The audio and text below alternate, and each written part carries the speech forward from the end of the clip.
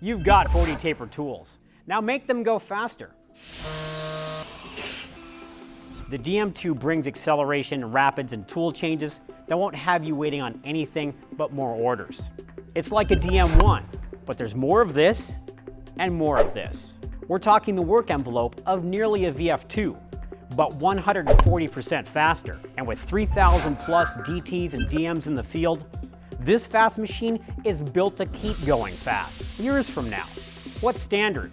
How about a 10K, 15 horsepower, 40 taper spindle, 1 gigabyte of memory, add in a 55-gallon coolant tank, Ethernet, Haas Connect, and the convenience package. Do you want your 5-axis parts done faster? How about adding 1,000 degree per second rotation to those 2,400 inch per minute rapids? That's what the high-speed TRT100 rotary brings to this equation. In other words, ridiculous speed in all directions.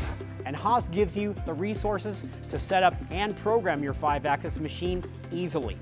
So, if you want to go fast, get going with the DM-2. It accelerates so hard, you'll need to bowl it to the floor.